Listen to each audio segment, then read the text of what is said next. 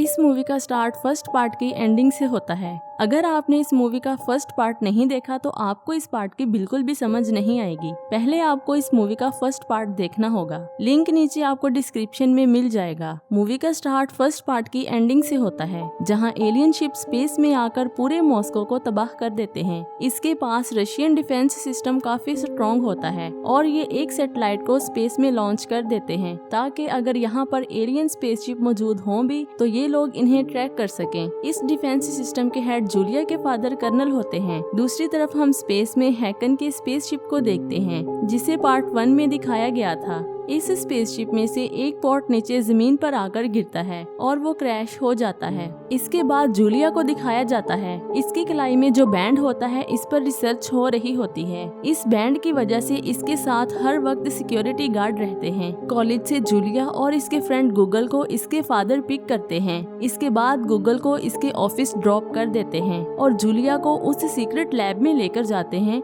जहाँ पर इसके बैंड पर एक्सपेरिमेंट किए जा रहे थे। इस लैब में हैकन के आर्मर की टेस्टिंग भी जारी होती है, ताकि ये लोग इनकी टेक्नोलॉजी समझ सकें, लेकिन ये लोग इसे डिकोड नहीं कर सकते, जिसकी वजह से ये लोग जूलिया के बैंड पर रिसर्च करना शुरू कर देते हैं। साइंटिस्ट जूलिया को एक पूल में रखते हैं और जानबूझकर इसके साथ नेगेटिव बातें करना शुरू कर देते हैं, ताकि इसे गुस्सा आए और फिर इस बैंड की पावर एक्टिव हो। अब ये लोग इसके सामने इसके एक्स बॉयफ्रेंड आर्टियम का नेम लेते हैं। फिर इसके बाद आर्टियम को सामने लाया जाता है। जेल में बंद होने की वजह से इसकी हालत काफी खराब हो जाती है। इस मूवी में ये पार्ट बहुत ही बुरा होता है। एलियंस को मारने का प्लान भी जूलिया का ही होता है। फिर एलियंस की हेल्प करने का प्लान भी जूलिया का ही होता है। इसके बाद एलियन से प्यार करने का प्लान भी जूलिया का ही होता है, लेकिन फिर भी आर्टियम को ही सजा मिलती है। ये सारी बातें आर्टियम जूलिया को समझाने की कोशिश करता है कि ये सब कुछ मैंने तुम्हारे और इस मुल्क के लिए किया था।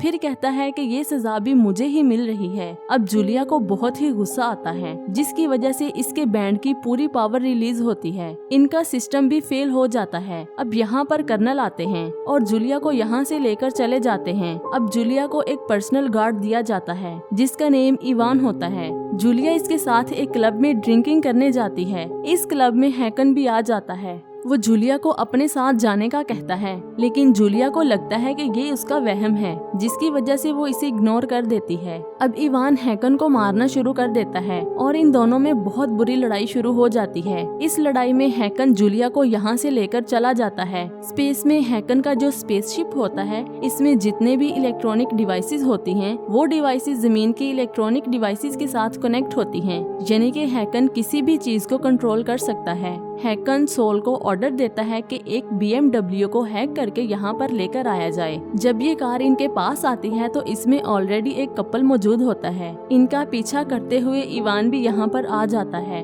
लेकिन जूलिया और हैकन यहाँ से भाग जाते हैं। इवान इनके बारे में कर्नल को सब कुछ बता देता है। अब हैकन जूलिया को बताता है कि तुम्हारे लोग इस रिसर्च में बहुत आगे निकल गए हैं, जिसकी वजह से अब तुम्हारी जान को खतरा होगा, इसलिए मैं तुम्हें दूसरे प्लेनेट पर लेकर जाऊंगा। अब हैकन जूलिया को लेकर अपने उस घर में जाता है जो इसने जंगल में बनाया होता है। ये घर बहुत ही खूबसूरत होता है। जूलिया का डॉग भी इसके पास होता है, यानी कि हैकन जमीन पर इंसानों की तरह रह रहा था। ये देखकर जूलिया हैकन से बहुत ही नाराज होती है और इसे कहती है कि तुम मुझसे 2 सालों के बाद क्यों मिलने आए हो। अब हैकन इसे बताता है कि स्पेस में गुजारा हुआ 1 हफ्ता जमीन के 2 सालों के बराबर होता है और कहता है कि मैं अभी कुछ दिन पहले ही यहाँ पर आया हूँ। इसके बाद हम स्पेस में देखते हैं कि हैकन के स्पेसशिप के पीछे एक बहुत बड़ा स्पेसशिप होता है। ये स्पेसशिप हैकन के स्पेसशिप को निगल लेता है। हैकन के स्पेसशिप में जितना भी डाटा होता है, इस डाटे पर दूसरे स्पेसशिप का कंट्रोल होता है। अब जूलिया अपने फादर को कॉल करके बताती है कि मैं जहाँ पर भी हूँ मैं सेफ हूँ। अब कर्नल जूलिया की कॉल को ट्रैक करने का ऑर्डर देते हैं। इसके बाद इस लोकेशन पर आर्मी को भेजा जाता है।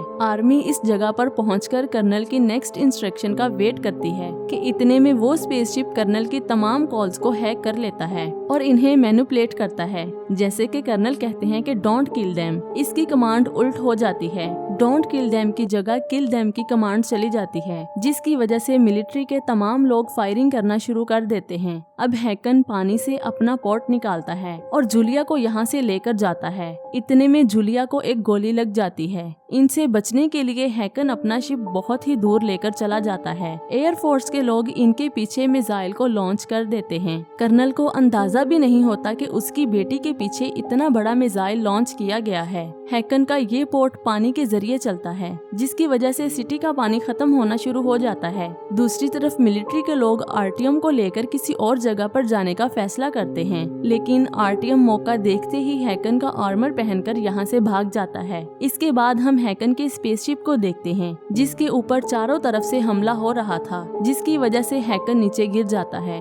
हेलीकॉप्टर इसे मारने ही लगता है कि इतने में यहाँ पर आरटीएम आकर हेलीकॉप्टर को पकड़ लेता है। आरटीएम का सूट डैमेज हो जाता है। जब आरटीएम यहाँ से निकलता है तो वो हैकन और जूलिया से टकराता है और इसके बाद वो हैकन को कहता है कि मैं तुम दोनों की मदद करूंगा, क्योंकि जूलिया को गोली लग जाती है। अब आरटीएम कार ड्राइव करता है और इन दोनों को यहाँ से लेकर चला जाता है। अब हैकन आरटीएम को इस शिप के बारे में बताता है। वो कहता है कि दरअसल वो शिप एक मास्टर स्पेसशिप है, जिसके एआई का नेम हुरा है। जब भी इनके प्लेनेट की टेक्नोलॉजी किसी इंसान को पता चलती है तो उसको मार देना ही इस एआई का काम होता है। इस शिप में कोई भी एलियन नहीं है, ये एक एआई है। जूलिया के हाथ में इस बैंड की वजह से ये उसे मारना चाहते हैं। दूसरी तरफ कर्नल और डिफेंस के लोगों के दरमियान बहुत बड़ी मीटिंग होती है। इस मीटिंग में वो बताते हैं कि मैंने जूलिया को शूट करने का कोई भी ऑर्डर नहीं दिया था। ये लोग कर्नल को इसकी रिकॉर्डिंग सुनाते हैं। अपनी ही रिकॉर्डिंग सुनकर कर्नल बहुत ही हैरान हो जाते हैं। कर्नल काफी बहस करते हैं कि ये सब मैंने नहीं किया। कर्नल की बहस करने के बाद ये लोग इस पर यकीन कर लेते हैं, क्योंकि कोई भी फादर अपनी बेटी के पीछे मिसाइल को लॉन्च नहीं करवा सकता। इसके बाद इन्हें पता चलता है कि इनके सर्विस सिस्टम और न्यूज चैनल्स पर किसी ने साइबर अटैक किया है, लेकिन ये अटैक जमीन से नहीं बल्कि किसी एलियंस ने किया होता है। इतने में इन्हें अपनी स्क्रीन पर जूलिया का एक वीडियो मैसेज मिलता है। ये मैसेज इस स्पेसशिप के एआई ने ही बनाया होता है। इस वीडियो में जूलिया मिलिट्री के सीक्रेट्स के बारे में बताती है। वो कहती है कि मिलिट्री को एलियंस की टेक्नोलॉजी मिल गई है और वो उसी पर रिसर्च कर रहे हैं। इसके बाद वो अपने हाथ के बैंड का सीक्रेट बताती है और इसी के साथ ही वो आर्मर का सीक्रेट भी बता देती है। फिर वो कहती है इस एलियन का एक प्रोटोकॉल है कि अगर इनकी टेक्नोलॉजी का किसी को भी पता चल गया तो एलियन का एआई इन सबको मार देगा। फिर कहती है कि वो मुझे,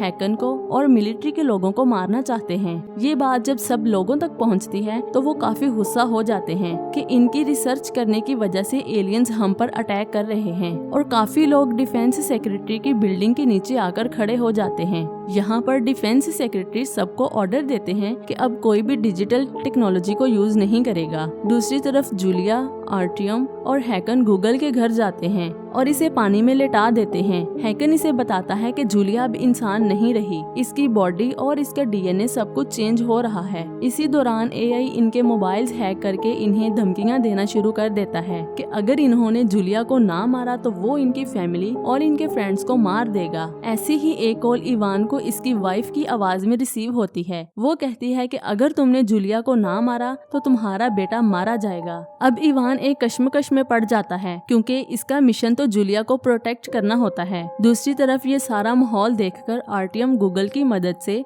हैकन को बेहोश कर देता है और इसे कर्नल के पास लेकर जाता है। कर्नल हैकन को कहता है कि हम जल्द ही इस शिप पर अटैक करने वाले हैं, लेकिन हैकन इन्हें ये सब कुछ करने से मना करता है क्योंकि ये शिप काफी स्ट्रॉन्ग होता है। लेकिन कर्नल इसकी बात नहीं मानते और हैकन से इस शिप की लोकेशन पूछते हैं। हैकन इन्हें इस शिप की लोकेशन बता देता है। इसके बाद ये लोग लॉन्च की तैयारी करते हैं। अब इवान कर्नल के ऑर्डर्स को फॉलो करते हुए जूलिया को लेने जाते हैं। इवान काफी गुस्से में होता है कि अगर इसके बेटे को कुछ हो गया तो वो सबसे पहले जूलिया को मारेगा। इसे गुस्से में देखकर जूलिया काफी डर जाती है। जब ये दोनों डिफेंस सिस्टम की बिल्डिंग में आते हैं तो वो लोग जूलिया को देखकर इस पर हमला करने लगते हैं, क्योंकि इसकी वजह से एलियंस इन सब पर अटैक कर रहे थे। इवान जूलिया को बचाते हुए यहाँ से लेकर अंदर आ जाता है। अंदर आने के बाद इवान इस जॉब को छोड़ देता है क्योंकि वो अपने बेटे की जान को खतरे में नहीं डाल सकता। अब मिलिट्री के लोग शिप पर मिसाइल से अटैक करते हैं और इसे डिस्ट्रॉय कर देते हैं।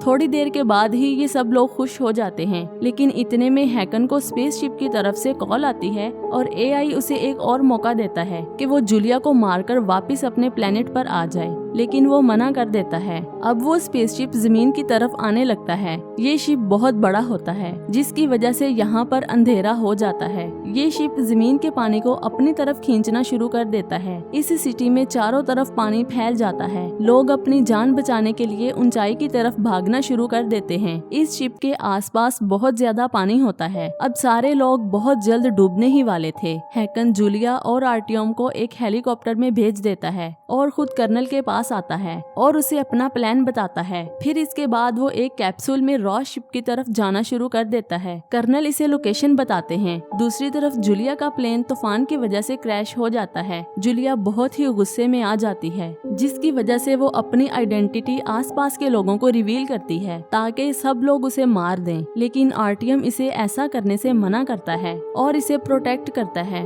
लेकिन इतने में यहाँ पर इवान आ जाता है क्योंकि रॉ शिप ने इसे बताया होता है कि तुम्हारा बेटा मर चुका है, इसीलिए अब वो जूलिया को मारने लगता है। लेकिन इन दोनों के दरमियान आर्टियम आ जाता है और वो गोलियां उसको लग जाती हैं जिसकी वजह से वो मर जाता है। ये देखकर जूलिया काफी गुस्से में आ जाती है और वो डूबने लगती है। इसी गुस्से की वजह से उसके ब्रेसलेट की पावर एक्टिव होती है। इस पावर की वजह से यहाँ पर बहुत बड़ा तूफान आ जाता है। अब जूलिया अपनी पावर का इस्तेमाल करते हुए पानी को कंट्रोल करके एक बहुत बड़ी लहर बनाती है और उस शिप पर अटैक करने लगती है। दूसरी तरफ एयर फोर्स इस शिप पर चारों तरफ से हमला करती है। ये शिप पूरी तरह तबाह हो जाता है। इसके बाद यहाँ पर सब कुछ ठीक हो जाता है। कुछ दिन गुजरने के बाद कर्नल जूलिया की कब्र पर आते हैं, लेकिन असल में जूलिया जिंदा होती है। कर्नल इसकी कब्र इसलिए बनाते हैं ताकि लोगों को पता चल सके कि जूलिया मर गई है। इसके बाद जूलिया हैकन के साथ दूसरे प्लेनेट पर चली जाती है और इसी के साथ ये मूवी खत्म हो जाती है। तो आज की ये वीडियो आपको कैसी लगी नीचे कमेंट्स करके जरूर बताइएगा और ऐसी मजीद मूवीज को देखने के लिए हमारे इस चैनल हॉलीवुड उर्दू को सब्सक्राइब करके बेल आइकन को प्रेस कर दें ताकि आप तक हर नई आने वाली वीडियो का नोटिफिकेशन पहुंच सके। अपना बहुत सारा ख्याल रखिएगा। खुदा हाफिज।